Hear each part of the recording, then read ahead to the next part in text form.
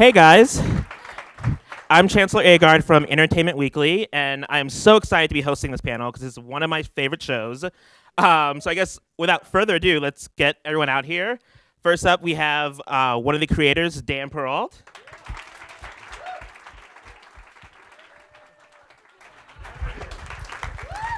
Creator Tony Yacenda.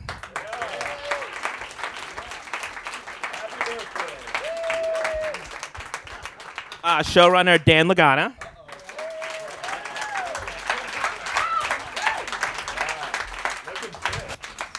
Dylan Maxwell himself, Jimmy Tatro.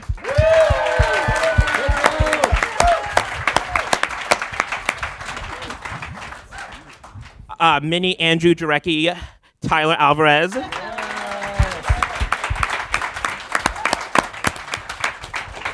And of course, his partner in crime, Griffin Gluck.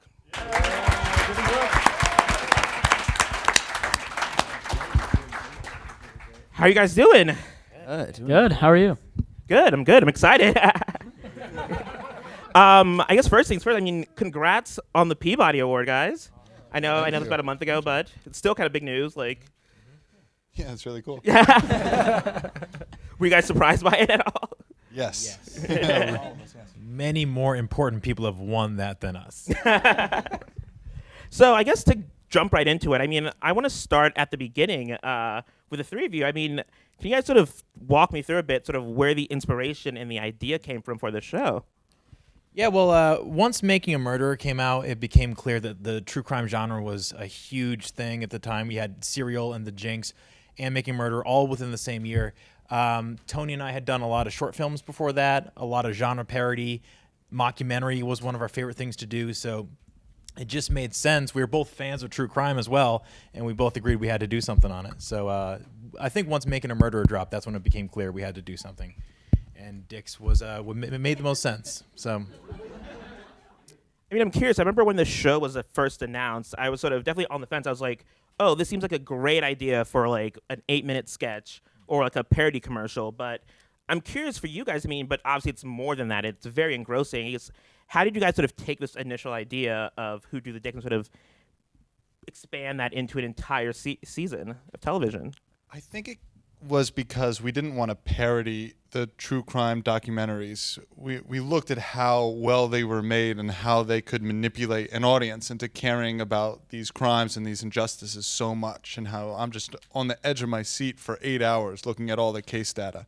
And I thought, if we could use all of those same documentary tools as earnestly as those people are doing it, could we get people to care about dicks? Could we get them to care about this story about a high school? And so the challenge was making a story where the engine, the driver of the thing, wasn't just the dick jokes, but actually the mystery. It had the same like core driving elements that Making a Murderer has, or The Jinx, or any of our favorite series. And I'm going to move on to a question from the audience, jumping off that a bit. Someone wants to know, what is your creative process like as a writing team, and how does that differ from your solo writing? From our solo writing? Yeah. Well, from our solo writing.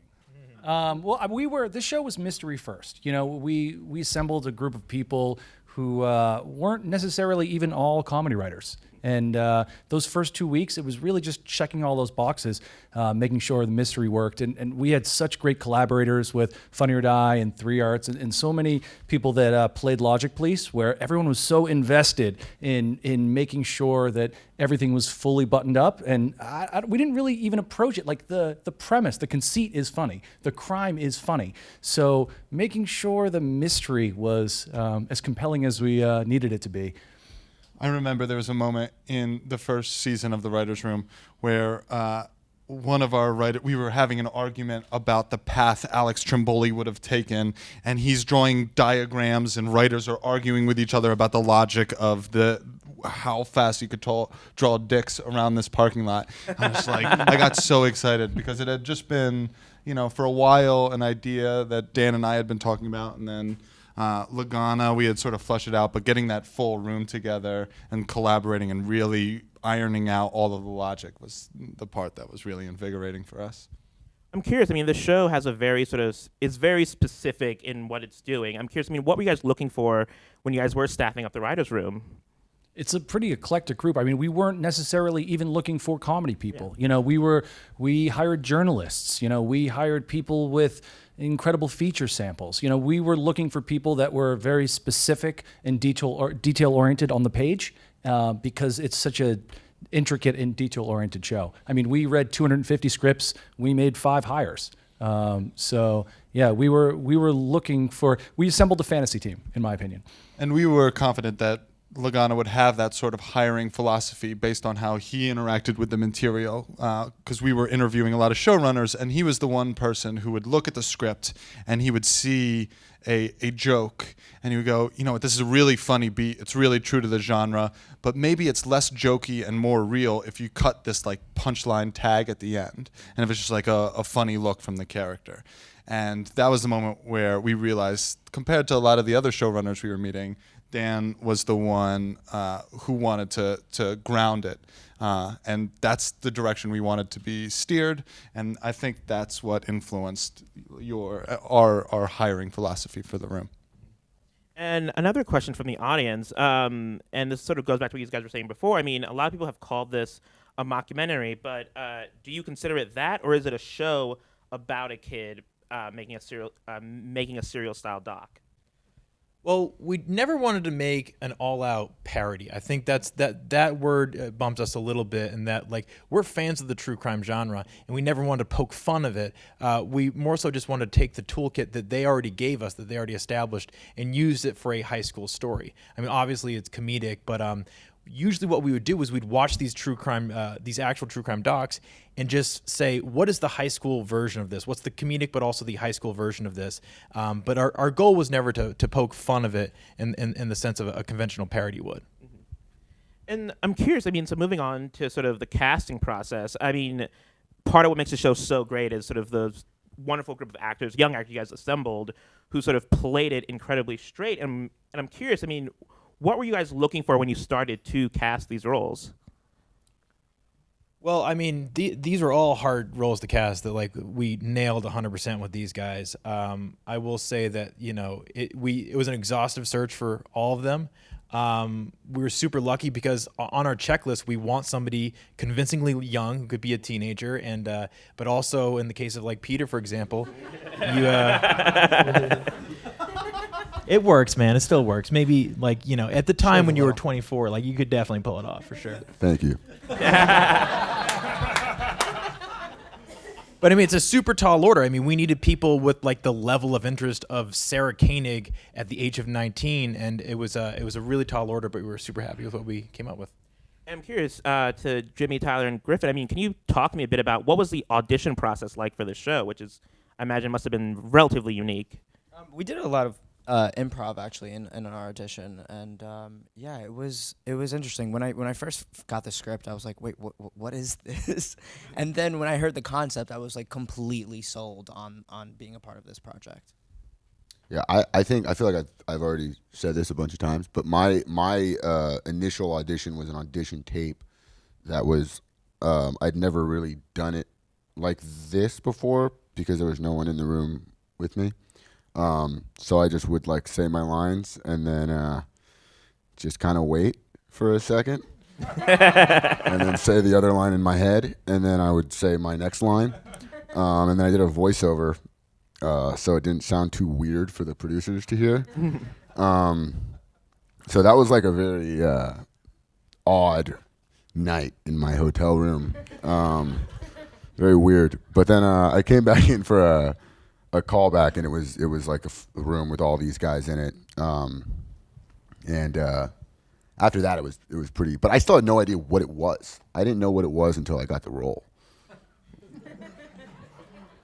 I guess then, so like for your audition, I guess specifically, I guess did you have to like, I guess did you get a side from the pilot, or what were you sort of? I guess what were you performing? They were really top secret with everything. Like the way So they top sent secret. the They would not tell us anything. Yeah, the sides were sent on this like this encrypt thing, and like if I like took a screenshot of it, my computer would explode or It something. said the word was And- terminated. It kept saying Yeah. if you Yeah. try to screenshot, the file will terminate. Yeah. It said the word terminate was like in four different places. I was like, damn, is this like Avengers 4? Like, what is this? I mean, guys, why all the secrecy?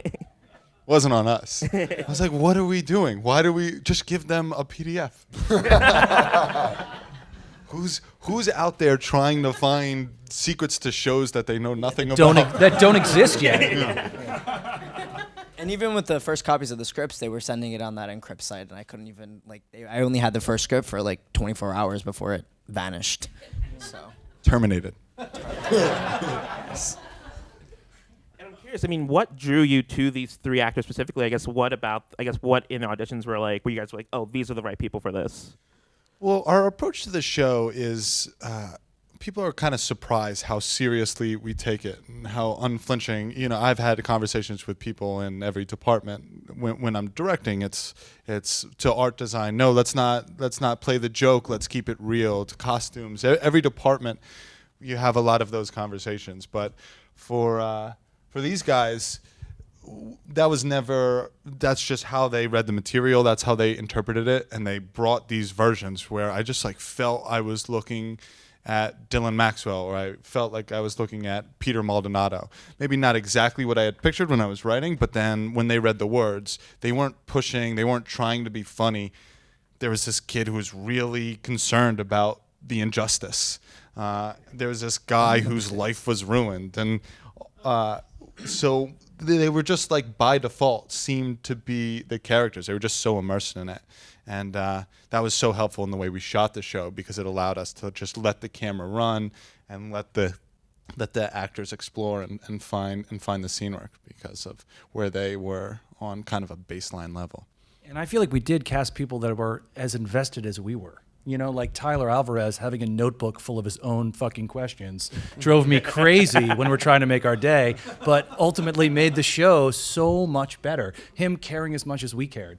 You know, and Jimmy, I mean, taking what we gave him on the page and beating it every time. You know, we got so lucky with that. I mean, Tyler, I was going to ask you about that because I remember when I interviewed the creators, I guess almost a year ago now, about the season. They mentioned how you came in with your own questions and how your own questions like led to one of the more interesting moments in the pilot too. I'm curious, can you talk to me about how you went about preparing for this? yeah, so the way I did is I'd take each episode and I write down the list of the facts of the case that we know so far, and I would take them and ask my own questions and let my imagination fly from that. And yeah, I would make like literally a list of like 40 questions, and then they would never have enough time to like actually give me enough time to answer all the questions. But you know, and Tony would sift through them, and yeah. So I'd make a list of the facts and kind of I tried to solve it on my own.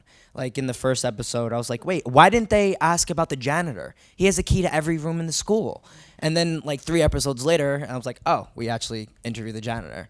But yeah, that was part of my process, and making a storyline of the events in which the story happens to Peter, because it's written out of order. It's written the way it's edited. So doing that, and since we shoot out of order and it's a crime, and I got to know everything about everybody and everywhere, that was really helpful.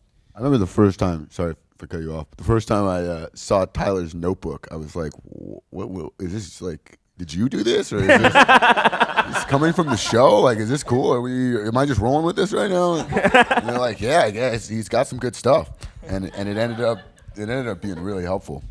I got really excited. The first time I saw the notebook was at its real infancy.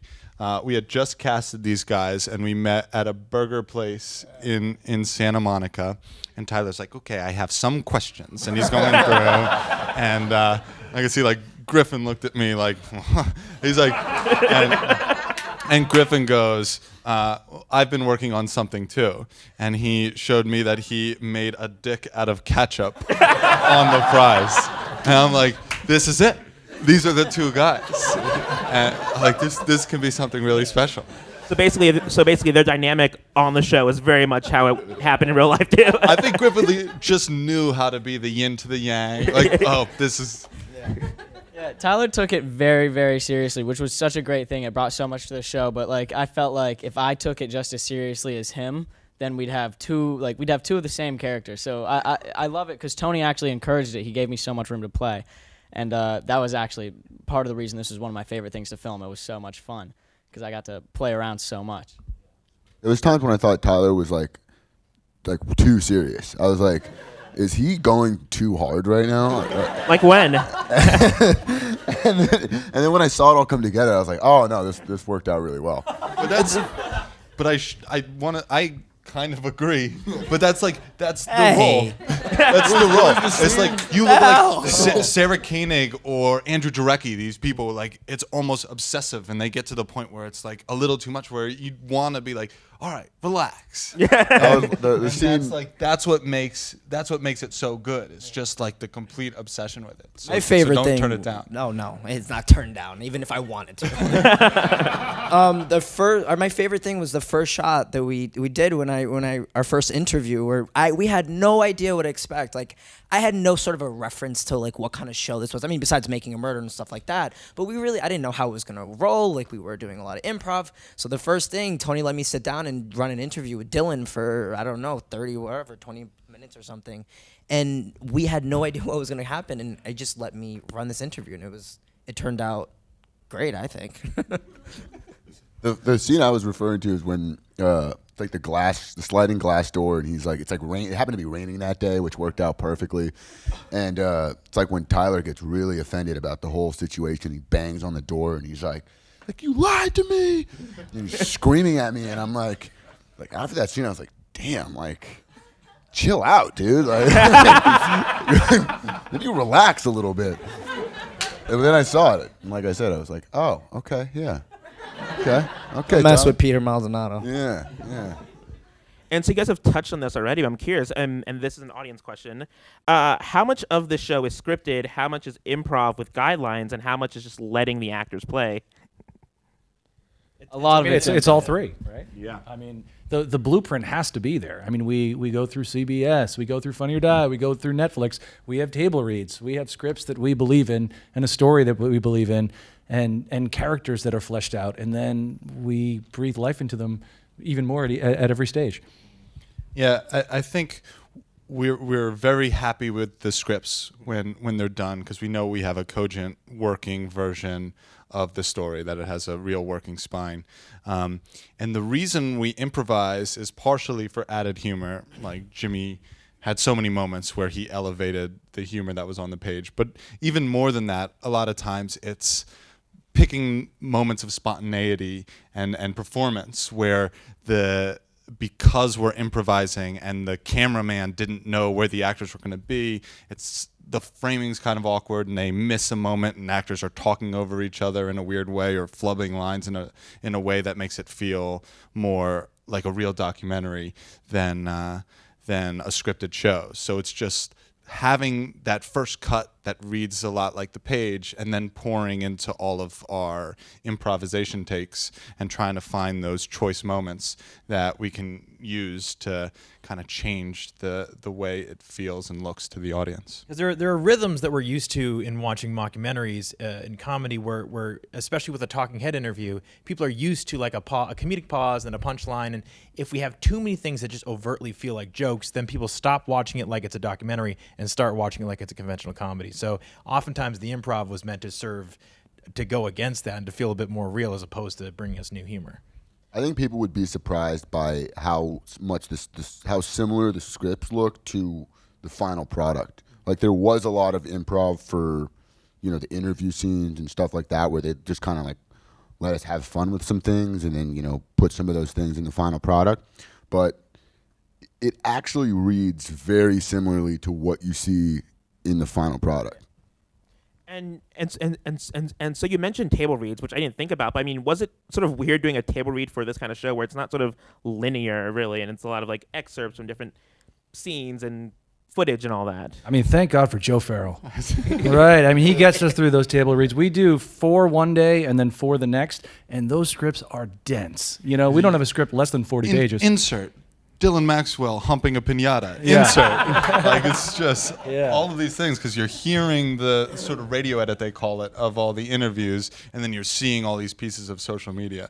So those scripts do read in a very unique way. It's super dense.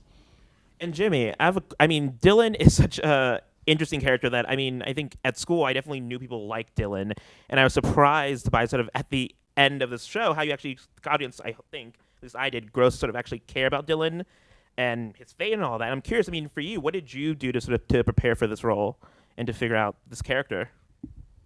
I mean, I think that like the notes that I got the whole time were, I mean, going into it was, you know, we don't want this to feel like, we don't want you to try to be funny here. We want this to feel like a real guy. We want to care about this guy. And the reality of the situation is, for Dylan, this sucks. You know, this isn't like, it's not funny to him. It's funny because the crime is funny, but like the reality of what's happening to Dylan's life is really, really unfortunate. He's getting framed. He owes $100,000. Like, this is a life-ruining situation. So when the show gets real, you know, Dylan needs to get real. So I think it was just knowing that as funny as the crime is, Dylan isn't thinking, like, when it gets to the point where, you know, things are getting really real and he's starting to lose this fight, that's when he starts to realize this, you know, this sucks for real.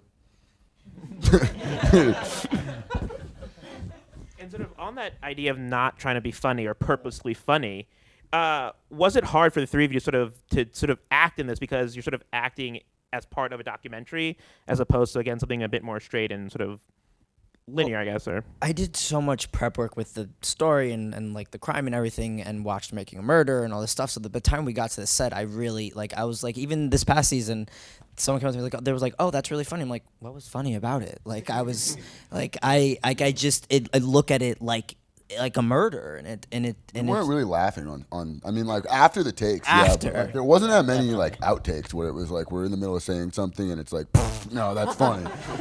It was just like more so at the end. But Yeah, like, that there was a wasn't really unique moment this season where the actor, like, you were just so committed in this moment, arguing about something that's so stupid, but you were, and then they broke and laughed in the take, and just an incredulous look on your face, like, wait, what did I miss? What happened? It's like, do you know what we're arguing about? And so did you guys sort of, I mean, because again, this was inspired by Serial, Making a Murder, The Jinx. Did you guys sort of look at any of those documentaries or any other documentaries to sort of inform your characters? And Well, I mean, I watched Making a Murder, and then when I did the voiceover, I listened to the podcast Serial. And yeah, I just watched as many, especially this past season too. I just watched as much as I could, and yeah, that was. Yeah, I remember the very first thing when we met at that burger place. The one thing Tony asked us to do was watch Making a Murderer, listen to Jinx, do as much research as we could. So I think that's the first step we took. I had seen like I think I watched like an episode or two of Making a Murderer, and I was like, okay, I kind of get the Dylan vibe. And I hadn't listened to Serial at all, and then Tony was like, you got to listen to Serial, and I listened to it on the way to set a couple times, and then when I listened to that, I was like, oh, now I understand Tyler's voice a lot. But for me, I think the most important thing to watch was probably Making a Murderer. And I mean, you guys have said, I mean, for Tyler and Griffin, I mean, your dynamic seems very similar to how it is on screen. I'm curious, I mean, how much of you is in the character and how much is that just made up, I guess?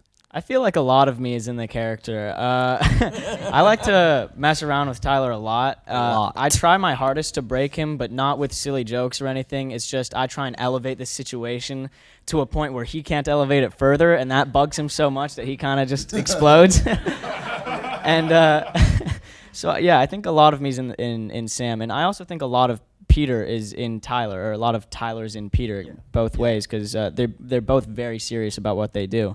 And I've never met someone who works as hard as Tyler. Like, Tyler works so hard.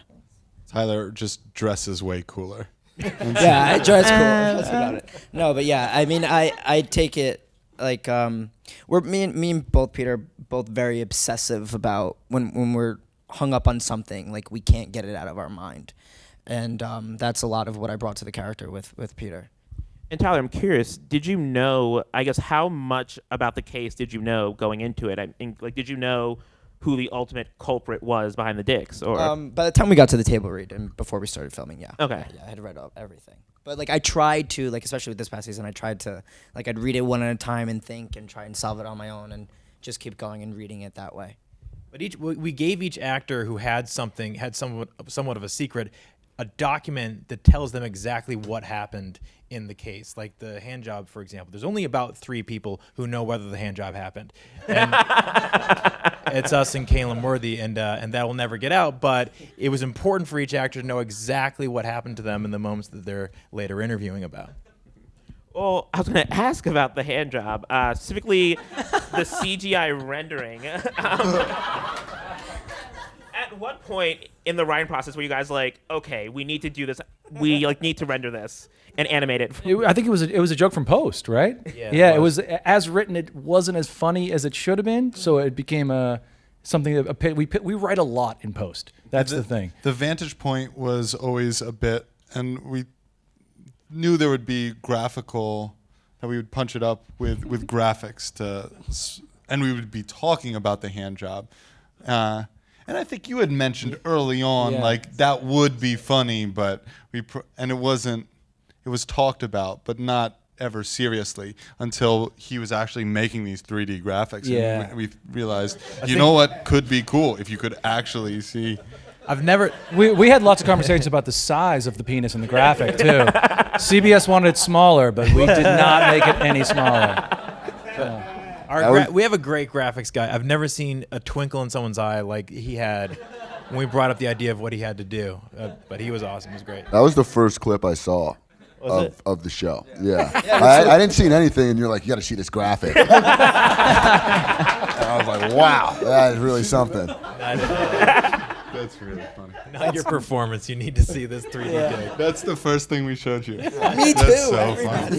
I think that was it for all of us. Yeah. We were thrilled with that. I mean, it's like one of my favorite parts of the entire season. I'm curious, I mean, how many awkward conversations did you have with CBS and with Netflix when you guys were like, okay, we want to do this graphic, or just having to say who drew the dick so many times in such a serious context while pitching this and talking through the entire season with them? It wasn't that bad. I mean, we had so many good collaborators on this. I mean, there were a few times, I guess, like with the size of that penis, where they felt like we went too far.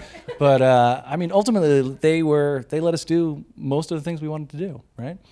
Yes. Yeah. There was a debate in episode 6 where it came back where like she fades away and it's just him with his dick. Yeah. Maybe that was No, but in their defense, they were like, I think that's too much to see. Yeah. But they hadn't seen it in episode 2 yet. So that was the first time it was introduced. So they had that note, is that too much? And they saw it in episode 2. They're like, no, that's hilarious. There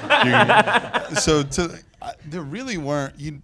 I wish I had more stories. Like, yeah, we fought for this crass joke, but they really supported us. We had a bigger problem with real establishments. Like, we wanted that shit to take place at Taco Bell, and they just would not let us shit at Taco Bell. Well, Taco Bell also didn't want that, I think. So Yeah. Nobody would let the Priceless Moments, the antique store, works out Yeah, it pretty ended up well. being But funny. like, originally it was like, Dylan always goes to shit at the Panera. Yeah. Like, Panera, the specificity of that was so funny. That's right. And Panera wouldn't let us shit there either.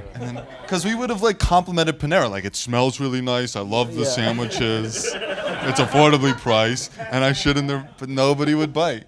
I wanted to, when we were shooting that day, I wanted to take a shit in that antique store just cause, just because I felt like that would be the right thing to do. And the lady was like, I was like, hey, do you have a bathroom in here? And she was like, oh, the bathroom's out of order today. And I was like, oh, That was such a bummer. what a bummer.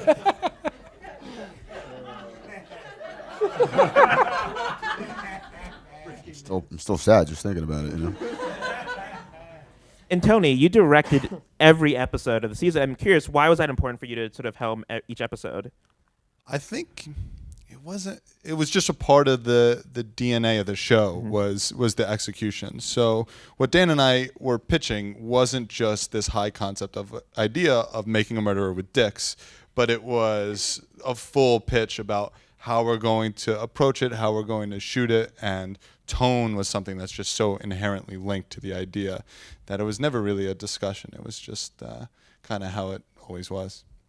And another one of my favorite parts of the show, some of the details, the Wayback Boys and all their video pranks, nun tree humping, dad pantsing, and my favorite, baby farting.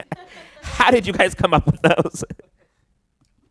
It's all you, Dan. That was my contribution. I'm like, all right, you write everything. I'll come up with baby farting. But what I will say, what my favorite part about baby farting, which is funny on paper, but Jimmy came in, and I think what's funny about it is how fast I can run away. Like a mom's gonna chase me with her child right there. I've never run so fast. He's an athlete, and so was Gwiz. Gwiz with the camera, who's playing the other guy. Oh yeah, Gwiz was moving. I mean, so Dan, so were those ideas just sort of knocking around your head for all these years, or? I think I did a list of like nouns and then immature verbs. So like nun, tree humping, baby, farting. So it's a really intricate process that you really need to go to school for. So I'm curious, I mean, is there more sort of footage of all those pranks sort of just on the cutting room floor that we didn't get to see, or is everything that was shot pretty much what was on the page? I think there's 1 or 2 baby farts that didn't make the cut. That felt a little staged, I think.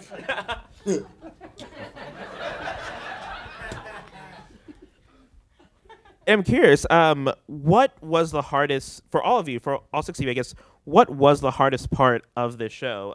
For you guys, specifically the story-wise, nailing which aspect of the story. For you guys, the performances and the scenes and all that. yeah, I'd say Nana's party was probably our most complex episode to put together. I'm not sure from a performance element, but from in post, it was really tricky to, you get it was from the vantage point of all these cell phones, but you could only hear a little bit from one, and then you had it's an audio thing in addition to a timing thing.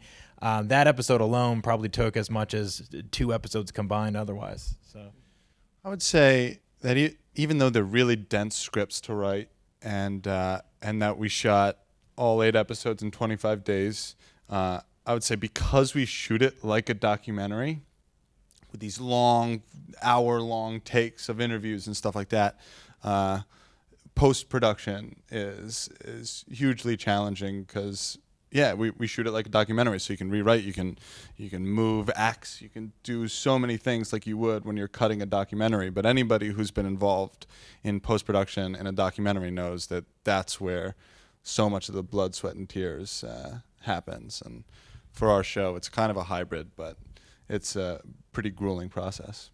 For me, it's like knowing every single fact about every single person. I like Peter has this corkboard in his laboratory or whatever you call it.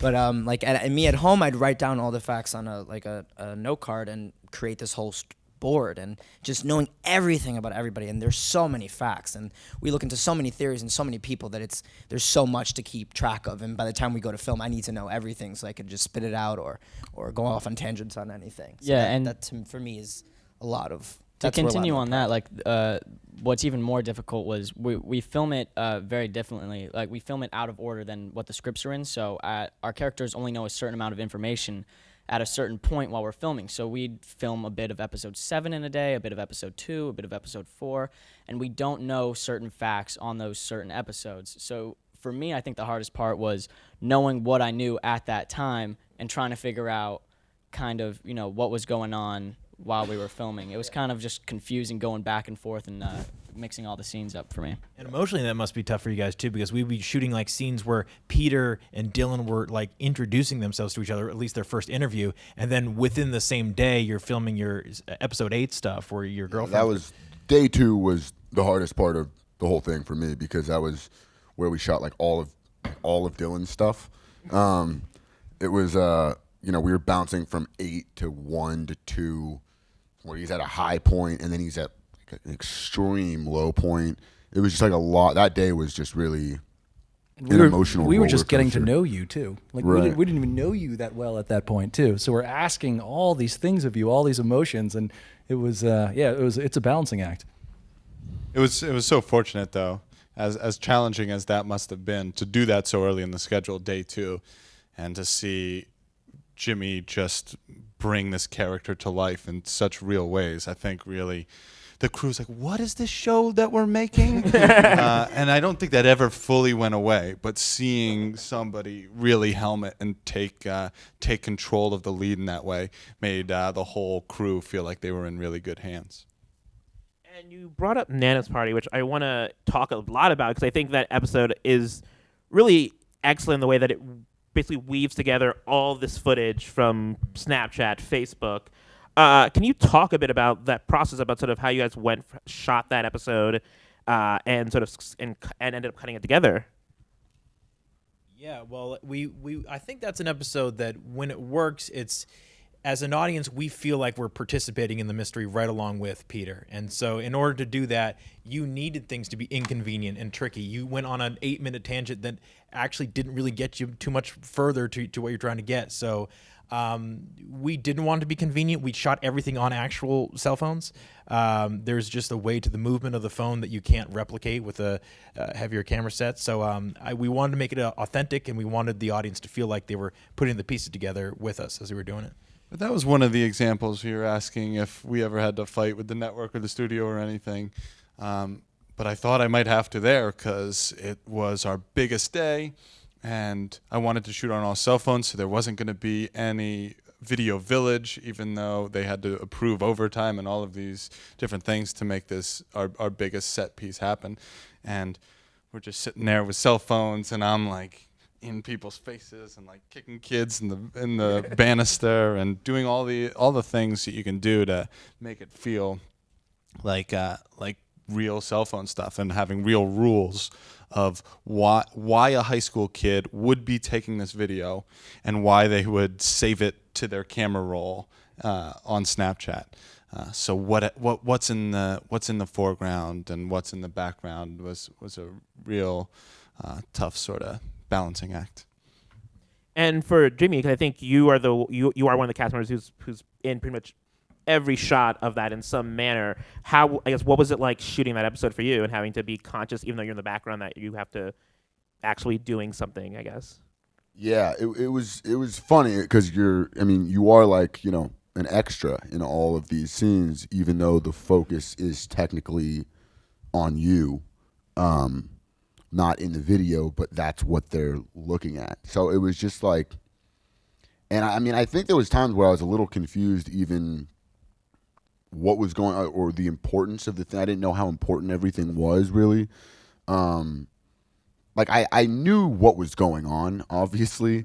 But it really wasn't until like I saw the Nana's Party episode that I fully understood what they were going for. And that was like, when I saw that episode, I was blown away when I saw the final product of the whole show. But that episode, I was like, wow, these guys are good. This is really impressive.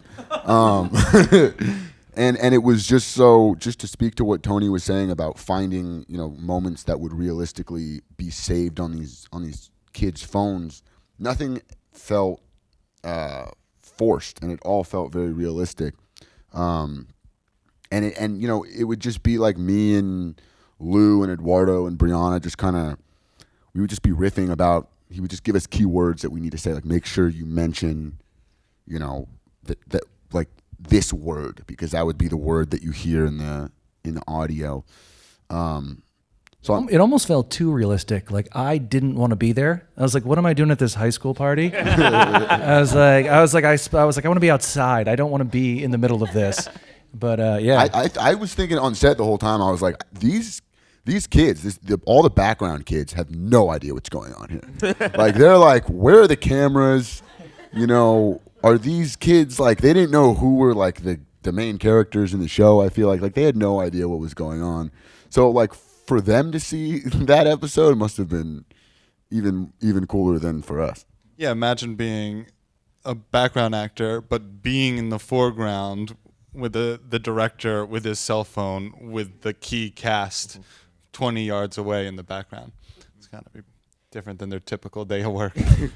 And I remember reading that Nana's Party is actually inspired by someone's that's I guess someone in the writers' room. Can you guys talk a bit about that? And That was Seth Cohen, and had a party like this in his house, or in his friend's Nana's house in Framingham, Massachusetts, Framingham, Massachusetts. in 1999. But you saw People we wearing saw a Nana's video of clothing. like people coming in Nana's clothes down the stairs, and but that was something they pitched to us in their interview, and it was a smart pitch, not just because of the name Nana's Party, but just because functionally they said we feel like there should be an event that happened before the dicks are drawn where everybody's paths kind of cross, and we were thinking it could be this party, Nana's Party.